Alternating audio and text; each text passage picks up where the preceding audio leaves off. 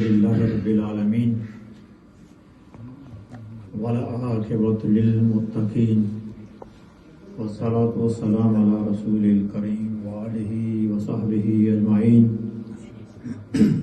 أما بعد فأعوذ بالله من الشيطان الرجيم بسم الله الرحمن الرحيم عن ابن عباس رضي الله تعالى عنهما قال رسول الله صلى الله تعالى عليه وسلم أي اور الإيمان أوثق قالوا أعلم الله أعلم الله ورسوله أعلم قال رسول الله صلى الله تعالى عليه وسلم الموالات في الله والحب في الله والبغض في الله أو كما قال الرسول صلى الله تعالى عليه وسلم فقد قال الله تعالى إن الله وملائكته يصلون على النبي يا أيها الذين آمنوا صلوا عليه وسلموا تسليما اللهم صل وسلم على سيدنا ونبينا ومولانا محمد وعلى آل سيدنا ونبينا ومولانا محمد مبارک وسلم وصلی علیہ۔ اللہ رب العالمین کی تعریف و توصیف رسول کریم صلی اللہ تعالی علیہ وسلم پر ہدیہ درود و سلام کے بعد قابل صد احترام برادران اسلام السلام علیکم ورحمۃ اللہ وبرکاتہ۔ حضور صالح مآب صلی اللہ تعالی علیہ وآلہ وسلم کے ایک حدیث پاک قول نور آپ کے سامنے پڑھنے کا شرف حاصل کیا ہے۔ مختصر سے وقت کے لیے چند ایک موضوعات حدیث پاک کی روشنی میں آپ کی سماعتوں کی نظر کرنے کی کوشش کروں گا۔ اللہ تعالیٰ ہمیں اپنی توفیق عطا فرما دے اور اللہ کریم ہمیں سمجھنے اور عمل کرنے کے بھی احساس اور توفیق عطا فرمائے۔ بنیادی طور پر اس حدیث مبارکہ میں ذکر جو ہوا ہے وہ ہوا ہے تعلق باللہ، اللہ کے حوالے سے جو تعلق ہوتا ہے انسان کا اللہ کے ساتھ یا اللہ کی نسبت سے۔ حضور صالح مآب صلی اللہ تعالی علیہ وسلم حضرت ابن عباس رضی اللہ تعالیٰ عنہ روایت کرتے ہیں، کہتے ہیں کہ رسول کریم صلی اللہ علیہ وسلم ارشاد فرمائے کہ ایو اور الایمان اوثق۔ صحابہ سے آپ نے فرمایا کیا تم جانتے ہو کہ ایمان کی مضبوط کڑی کون سی ہے؟ کڑی آپ جانتے ہیں جیسے جس زنجیر ہوتی ہے، چین ہوتا ہے، ایک کڑی دوسرے کے ساتھ ملی ہوتی ہے اور یہ اس طرح ایک لمبی زنجیر آپ بنا لیتے ہیں اس کو جوڑ کر کے، اس کو کہتے ہیں کڑی۔ تو فرمایا ایو اور ایمان اوثق۔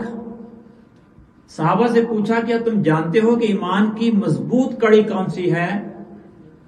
قالو اللہ و رسول اعلم۔ تو صحابہ عرض کرتے ہیں یا رسول اللہ صلی اللہ علیہ وآلہ وسلم اللہ اور اللہ کا رسول جانتے ہیں، علم رکھتے ہیں، بہتر جانتے ہیں۔ اب صحابہ کرام کا یہ طریقہ تھا ہمیشہ، اچھا نبی کریم صلی اللہ علیہ وسلم کا طریقہ تعلیم یہ تھا کہ ہمیشہ استفہامیہ انداز میں آپ بات کیا کرتے تھے، یعنی آپ کہتے ہیں سوالیہ انداز میں۔ نبی صلی اللہ علیہ وسلم کچھ بتانا چاہتے ہیں لیکن پہلے آپ سوال کرتے ہیں۔ جیسے آپ ایک حدیث میں آپ صحابہ سے کہتے ہیں کہ تم جانتے ہو کہ پہلوان کون ہوتا ہے، طاقتور کون ہوتا ہے؟ تو یا رسول اللہ ہم تو نہیں، اللہ اور اللہ کے رسول بہتر جانتے ہیں۔ فرمایا طاقتور وہ ہے جو اپنے غصے پر قابو پا لیتا ہے۔ نبی صلی اللہ علیہ وسلم ایک تعلیم دینا چاہتے ہیں، ارشاد فرمانا چاہتے ہیں، لیکن پہلے سوال قائم کرتے ہیں۔ تو جہاں بھی آپ نے پوچھا کیا تم جانتے ہو کہ ایمان کی مضبوط کڑی کون سی ہے، تو صحابہ نے عرض کیا رسول اللہ اللہ اور اللہ کا رسول جانتے ہیں، بہتر جانتے ہیں۔ تو پھر نبی کریم صلی اللہ علیہ وسلم نے ارشاد فرمایا کہ الموالات فی اللہ، اپنے تمام جو معمولات ہیں، موالات ہیں، لین دین ہے، برتنا برتاؤ ہے ایک دوسرے کے ساتھ، وہ اللہ کے لیے ہونا چاہیے۔ پھر فرمایا کہ الحب فی اللہ، اور تمہاری محبت جو ہے ایک دوسرے کے ساتھ وہ بھی اللہ کے لیے ہونی چاہیے۔ والبغض فی اللہ، اور تمہاری نفرت اور عداوت کسی کے ساتھ وہ بھی اللہ کے لیے ہی ہونی چاہیے، او کما قال رسول صلی اللہ تعالی علیہ وآلہ وسلم۔ اب بنیادی طور پر اس میں اللہ کی رضا کے لیے کسی کے ساتھ تعلق رکھنا بنیادی اس کا مرکزی جو ہے وہ نقطہ ہے اس حدیث مبارکہ میں۔ اور جو تعلق ہوتا ہے اس کو محبت کا جامع بنایا جاتا ہے، محبت کے الفاظ جو ہیں اس کو دیے جاتے ہیں، اور پھر بزرگ لکھتے ہیں کہ محبت کیا ہے؟ محبت ایک لطیف جذبہ ہوتا ہے انسان کے دل اور دماغ میں جو جنم لیتا ہے،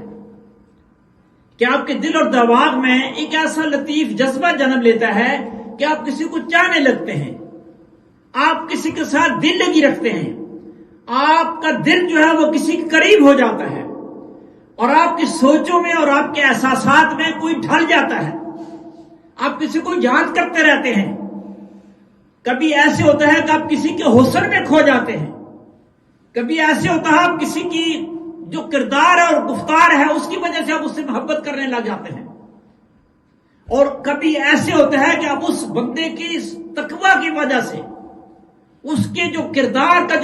جو روشن پہلو اس کی وجہ سے آپ سے محبت کرنے لگ جاتے ہیں۔ تو فرمایا محبت دو طرح کی ہوتی ہے، ایک ہوتی ہے مذموم محبت جس کو کہتے ہیں قابل مذمت محبت، اور دوسری ہوتی ہے محمود محبت، وہ محبت جو سلانے کے قابل ہوتی ہے، اچھی محبت ہوتی ہے، صاف ستھری پاکیزہ، اسے محمود محبت کہتے ہیں۔ تو فرمایا جو حسن کے لیے محبت کی جاتی ہے، جو نفسی خواہشات کے مطابق محبت کی جاتی ہے، جو شہوت کی نظر سے محبت کی جاتی ہے، جس کے پس پردہ نفس کو خوش کرنے کی وجہ ہوتی ہے، کسی سے جب محبت کی جاتی ہے فرمایا یہ محبت ہے مذموم، جس کی مذمت کی جاتی ہے، جو بے فائدہ ہے، جو نقصان دینے والی ہے۔ اور فرمایا دوسری محبت ہے محبت محمود، اور فرمایا محبت محمود وہ ہوتی ہے جو اللہ رب العالمین سے محبت کی جاتی ہے، اللہ سے محبت کی جاتی ہے، یا اللہ کے رسول صلی اللہ تعالی علیہ وآلہ وسلم سے محبت کی جاتی ہے، یا کسی اور سے بھی کی جاتی ہے تو اللہ اور اللہ کے رسول کے حوالے سے اس سے محبت کی جاتی ہے۔ فرمایا یہ محبت محمود ہے، یہ اچھی محبت ہے، پاکیزہ محبت ہے، اور وہ جو نفس کی زیر اثر آ کر کے کسی سے آپ محبت کرتے ہیں، کسی کے حسن کی وجہ سے، کسی کی خوبصورتی کی وجہ سے، نفس کی شہوت اور نفس کی چالوں کی وجہ سے، تو فرمایا وہ محبت مذموم ہوتی ہے، قابل مذمت ہوتی ہے۔ اللہ کے ہاں کون سی محبت مقبول ہے؟ فرمایا الموالات فی اللہ، الحب فی اللہ والبغض فی اللہ۔ آپس میں معاملات بھی کرو تو اللہ کی رضا کے لیے، اللہ کی خوشنودی کے لیے، اور کسی سے محبت رکھو تو اللہ کی رضا کے لیے، اور کسی سے نفرت رکھو، عداوت رکھو، دشمنی رکھو، اناد رکھو تو وہ بھی اللہ رب العالمین کی رضا کے پیش نظر۔ یہ آپ کے سامنے جو ہے وہ منشور ہونا چاہیے، ضابطہ ہونا چاہیے، طریقہ ہونا چاہیے کہ جب آپ کسی کے ساتھ معاملات کرتے ہیں، کسی سے محبت کرتے ہیں، کسی کو نفرت کرتے ہیں، تو کیا ہے اس کی بنیاد یہ ہونی چاہیے کہ اگر آپ کسی سے محبت کرتے ہیں تو اس لیے کر رہے ہیں کہ اس سے محبت کرنے کی وجہ سے آپ کا رب آپ سے خوش ہو جائے گا، اور کسی سے نفرت کرتے ہیں تو اس وجہ سے کرتے ہیں کہ اس کے ساتھ نفرت کرنے سے آپ کا رب آپ کے ساتھ خوش ہو جائے گا۔ حضرات محترم، یہ اتنا بڑا عمل ہے کہ حضور نبی کریم صلی اللہ تعالی علیہ وآلہ وسلم ارشاد فرماتے ہیں کہ جب اللہ رب العالمین کسی اپنے بندے سے محبت کرتا ہے تو اللہ رب العالمین جبریل امین کو بلا کر کے فرماتا ہے کہ روح زمین پر فلاں بندے سے میں محبت رکھتا ہوں، تم اس سے محبت کر۔ اور جبریل امین اس بندے سے محبت کرتے ہیں، پھر جبریل امین ساری آسمانی مخلوق جو ہے، سارے ملائکہ کو کہتے ہیں کہ فلاں جو شخص ہے اللہ رب العالمین اس بندے سے محبت رکھتا ہے، تم بھی سارے اس سے محبت کرو۔ سارے ملائکہ بھی اس سے محبت کرتے ہیں اللہ کے بندے سے، اور پھر اس کی شہرت دنیا میں ہو جاتی ہے، اور پھر دنیا میں بھی لوگ اس سے محبت کرنے شروع کر دیتے ہیں۔ اور حضور نے فرمایا کہ جب اللہ رب العالمین کسی بندے سے نفرت فرماتا ہے تو جبریل امین سے کہتا ہے، اللہ رب العالمین فرماتا ہے کہ اس بندے کو میں ناپسند فرماتا ہوں، ناپسند کرتا ہوں۔ اور جبریل امین بھی اس کو ناپسند کرنا شروع کر دیتے ہیں، اور پھر جبریل امین آسمانی مخلوق سے کہتے ہیں کہ فلاں شخص کو اللہ رب العالمین ناپسند فرماتا ہے، تم بھی اس سے ناپسندیدگی کا اظہار کرو، اسے ناپسند کرو۔ اور پھر دنیا میں جو مخلوق ہے، جو انسان ہے، وہ بھی اس سے نفرت کرنا شروع کر دیتے ہیں۔ حضور نبی کریم صلی اللہ علیہ وسلم فرماتے ہیں کہ اللہ رب العالمین نے حدیث قدسی اللہ تعالیٰ فرماتا ہے واجبت محبتی للمتحبین فیہ والمتجالسین فیہ والمتزاورین فیہ والمتبازلین فیہ، او کما قال رسول صلی اللہ علیہ وسلم۔ حضور فرماتے ہیں کہ اللہ رب العالمین فرماتا ہے کہ اس بندے کے لیے میری محبت واجب ہو جاتی ہے جو میرے لیے محبت کرتا ہے کسی سے، اس بندے کے لیے میری محبت واجب ہو جاتی ہے جو بندہ میری وجہ سے کسی مسلمان بھائی سے محبت کرتا ہے اللہ کی رضا کے لیے۔ اور فرمایا جو اللہ رب العالمین کی رضا کے لیے میری وجہ سے کسی کے ساتھ صحبت اختیار کرتا ہے، اس سے ملتا جلتا ہے، اس کے پاس بیٹھتا ہے جا کر کے، والمتجالسین فیہ، اور پھر والمتزاورین فیہ، اور اس سے بھی میں محبت، میرے اوپر محبت واجب ہو جاتی ہے جو بندہ مومن میری وجہ سے کسی بندے سے ملاقات کے لیے جاتا ہے، میری رضا کے لیے کسی مسلمان بھائی سے ملنے کے لیے جاتا ہے، ملاقات کے لیے جاتا ہے۔ والمتبازلین فیہ، فرمایا کہ اس پر بھی میری محبت واجب ہو جاتی ہے جو کہ میری وجہ سے میری رضا کے لیے کسی بندہ مومن پر خرچ کرتا ہے۔ چار خصلتیں جو ہیں وہ بیان فرمایا کہ پہلی یہ کہ جو بندہ میری وجہ سے کسی سے محبت کرتا ہے، دوسری وجہ یہ فرمایا کہ جو کسی کے پاس بیٹھتا ہے، صحبت اختیار کرتا ہے میری وجہ سے، تیسری فرمایا کہ جو کسی پر خرچ کرتا ہے، کسی کی زیارت کرتا ہے، کسی ملاقات کے لیے جاتا ہے، فرمایا وہ میری وجہ سے،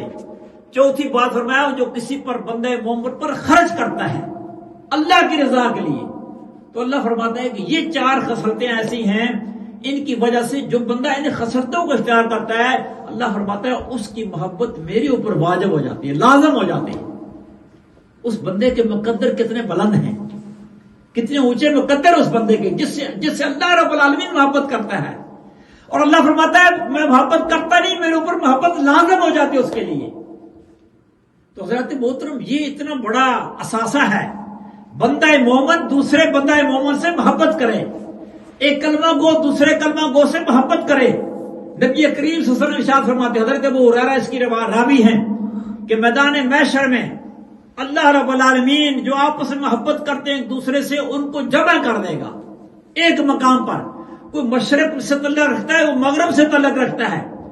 اور فرمایا بعض ایسے بھی ہوں کہ دنیا میں ان کے آپس میں ملاقات بھی نہیں ہوئی، ایک کا دور ہی اور ہے، دوسرے کا دور ہی اور ہے، ایک آج سے کئی صدیاں پہلے گزر گیا اور دوسرا جو ہے اس سے کئی صدیاں بعد آیا، لیکن غائبانہ طور پر اس کا نام لیتا ہے محبت کے ساتھ، اس لیے وہ اللہ کا قرب رکھنے والا بندہ تھا۔ جیسے آج اس زمانے میں اگر ہم لیتے ہیں حضور نبی کریم صلی اللہ علیہ وسلم کا نام لیتے ہیں، صحابہ کا نام لیتے ہیں، اہل بیت پاک کا نام لیتے ہیں، اولیاء کرام کا نام لیتے ہیں، حضرت علی حجویری داتا گنج بخش کتنے صدیاں پہلے گزر گئے، ہم آج نام لیتے ہیں اور کہتے ہیں ہم داتا سے علی حجویری سے محبت رکھتے ہیں کہ اللہ کا ولی تھا، ہم حضرت سیدی غوث الاعظم شیخ عبد القادر جیلانی سے محبت رکھتے ہیں کہ وہ اللہ کے ولی تھے، اللہ رب العالمین کو قرب پر عطا فرمایا تھا، حالانکہ ان سے ہماری ملاقات نہیں ہوئی، ان کی ہمیں زیارت نہیں ہوئی، ان کا زمانہ گزر گیا کئی صدیاں پہلے، ہم آج کے دور میں ہیں، لیکن حضور نبی کریم صلی اللہ علیہ وسلم فرماتے ہیں کہ میدان محشر میں جو جس سے محبت کرتا ہے وہ کسی بھی زمانے سے تعلق رکھتا ہے، دنیا کے کسی بھی خطے سے تعلق رکھتا ہے، مشرق سے یا مغرب سے، اللہ تعالیٰ سب کو وہاں جمع فرما دے گا، اور اللہ فرمائے گا تم وہ ہو جو ایک دوسرے سے میری وجہ سے محبت رکھتے تھے، تو اللہ رب العالمین کو وہاں جمع فرما دے گا، اور پھر اللہ فرماتا ہے، حضور فرماتے ہیں کہ وہ جو میدان محشر ہے جہاں کسی قسم کا سایہ نہیں ہوگا، کسی قسم کا سایہ نہیں ہوگا، جو میری وجہ سے ایک دوسرے کے ساتھ محبت کرتے ہیں، فرماتے ہیں وہ میرے سایہ رحمت کے نیچے ہوں گے میدان محشر میں، میرے سایہ رحمت کے نیچے ہوں گے میدان محشر میں۔ تو حضور نبی کریم صلی اللہ تعالی علیہ وآلہ وسلم اس حوالے سے آپ کی سینکڑوں احادیث ہیں کہ ایک بندہ مومن کا دوسرے کے ساتھ تعلق کیسا ہونا چاہیے. وہ محبت کرے تو اللہ کی رضا کے لیے کرے، کسی سے دعوت رکھے، نفرت کرے تو اللہ کی رضا کے لیے رکھے. اس کے پیش نظر یہ بات ہو صرف کس سے اگر میں محبت رکھوں گا تو میرا رب مجھ سے خوش ہو جائے گا، اور اس بندے سے میں دور ہوتا ہوں، اس کی صحبت سے میں اپنے آپ کو دور رکھتا ہوں کہ بندہ اچھا نہیں ہے، اور اللہ کی رضا کے لیے میں اس سے دور رہتا ہوں، تو پھر اللہ رب العالمین اسے بھی پسند فرماتا ہے. اس لیے جو اللہ رب العالمین کی رضا کے لیے اس نے محبت کی ہے، اور اللہ رب العالمین کی رضا کے لیے اس نے اس سے نفرت کی، دعوت کی ہے. اسی حوالے سے فرمایا کہ جب کوئی بندہ مومن دوسرے پر خرچ کرتا ہے میری رضا کے لیے. اب خرچ کرنے کے 20 طریقے ہیں. حقدار ہوتے ہیں، سائلین ہوتے ہیں، سوال کرنے والے ہوتے ہیں، اقربا ہوتے ہیں، رشتہ دار ہوتے ہیں آپ کے. جگہ جگہ جو ہے وہ ایسے ہوتے ہیں جو مستحق ہوتے ہیں آپ کے مال کے، جو اللہ تعالیٰ نے آپ کو مال دیا ہوا ہے وہ آپ کے مال کے مستحق ہوتے ہیں. تو جب آپ ان پر خرچ کرتے ہیں اللہ کی رضا کے لیے کہ آپ ان پر خرچ کر رہے ہیں، تو آپ کے سامنے مقصد یہ ہے کہ میرا رب مجھ سے خوش ہو جائے. تو اللہ فرماتا ہے کہ میری محبت اس پر واجب ہو جاتی ہے. ایک شخص بندہ مومن یہاں سے نکلتا ہے، وہ یہاں سے سفر کرتا ہے 1 کلومیٹر 2 کلومیٹر یا 10 قدم چل کر کے جاتا ہے، کسی دوسرے مسلمان بھائی سے ملنے کے لیے جاتا ہے. حضور فرماتے ہیں فرشتہ اس کے راستے میں آ جاتا ہے انسانی شکل میں، ملتا ہے، آ کر کچھ سلام کرتا ہے، کہتا ہے کہاں کا ارادہ، کیسے جا رہا ہوں؟ کہا فلاں میرا بھائی ہے، اس سے ملنے جا رہا ہوں. انہوں نے کہا تمہارا رشتہ دار ہے؟ نہیں رشتہ دار تو نہیں ہے. کوئی تمہارا کاروبار رشتہ ہے؟ کہ نہیں کاروبار رشتہ بھی نہیں ہے. کوئی لین دین ہے؟ کوئی بھی نہیں ہے. کوئی احسان ہے اس کا تیرے اوپر جس کی وجہ سے تجھ سے ملنے جا رہا ہے، شکریہ ادا کرنے جا رہا ہے؟ کہتا کوئی احسان نہیں ہے. تو کیوں جا رہے ہو؟ کہتا وہ میرا مسلمان بھائی ہے، اللہ کی رضا کے لیے اس سے محبت رکھتا ہوں، اس سے ملنے جا رہا ہوں. تو فرشتہ اسے کہتا ہے کہ پھر مجھے اللہ رب العالمین نے بھیجا ہے. جب تو گھر سے نکلا تھا تو جس ارادے سے نکلا تھا، اللہ تعالیٰ نے مجھے تیرے راستے میں بھیجا ہے تجھے پیغام دینے کے لیے، خوشخبری دینے کے لیے کہ اگر تو اس ارادے سے جا رہا ہے جو ارادہ تو نے ظاہر کیا ہے، تو اللہ رب العالمین کی مدد ہمیشہ تیرے ساتھ رہے گی. اللہ کی رضا تو نے خرید لی ہے. اور پھر وہاں نبی کریم صلی اللہ علیہ وسلم نے فرمایا کہ میدان محشر میں یہ جو ایک دوسرے کے ساتھ محبت رکھتے ہیں اللہ کی رضا کے لیے، اللہ کی خوشنودی کے لیے، فرمایا کہ یہ وہاں ایک دوسرے کے مددگار بھی ہوں گے. میدان محشر میں ایک دوسرے کے مددگار بھی ہوں گے. موقع نہیں ہے کہ میں تفصیل میں جاؤں. ایک تو نبی کریم صلی اللہ تعالی علیہ وآلہ وسلم گناہگاروں کی شفاعت فرمائیں گے اللہ کے اذن سے، اللہ کی اجازت سے. حضور فرماتے ہیں کہ مخلوق جائے گی حضرت آدم علیہ السلام کے پاس میدان محشر میں، تو آدم علیہ السلام فرمائیں گے کہ کسی اور کے پاس جاؤ. حضرت ابراہیم علیہ السلام کے پاس جائیں گے، وہ بھی فرمائیں گے کسی اور کے پاس جاؤ. حضرت موسیٰ علیہ السلام کے پاس جائیں گے، فرمائیں گے کسی اور کے پاس جاؤ. حضرت عیسیٰ علیہ السلام کے پاس جائیں گے، وہ کہیں گے کسی اور کے پاس جاؤ. نبی صلی اللہ علیہ وسلم کے پاس جاؤ. ساری مخلوق حضور نبی کریم صلی اللہ علیہ وسلم بارگاہ میں حاضر ہو جائے گی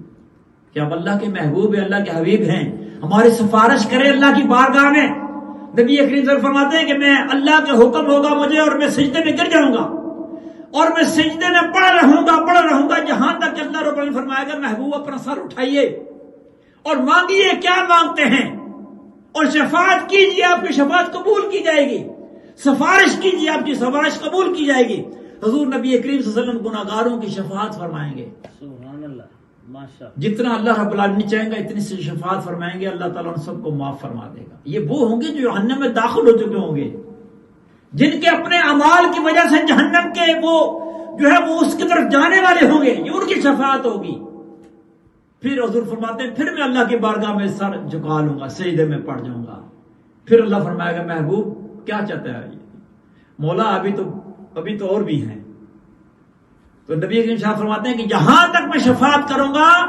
کہ جہنم میں صرف وہی رہ جائیں گے جو کلیتاً کافر تھے، کلیتاً